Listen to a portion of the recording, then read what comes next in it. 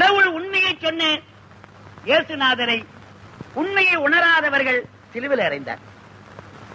தெய்வத்தை சொல்ல நபிநாயகம் அவர்களை அவருடைய உண்மை அறியாத மற்றவர்கள் அவளை கல்லாலே எரிந்து மெக்காவில் இருந்து மதீனாவுக்கு அனுப்பினார். தெய்வத்தை நினைத்த அப்பர் பெருமானை கல்லிலே கட்டி கடலிலே இட்டார்கள். அப்பா, ஆண்டவனுடைய சோதனை எவனுக்கு கிடைக்கின்றதோ அவன் அருகிலே இறைவன் நெருங்குகிறான். 60 ஆண்டுகளாக நான் இறைவனை உபாசிக்கின்றேன். எம்பெருமான் என்னை சோதிக்கவில்லை.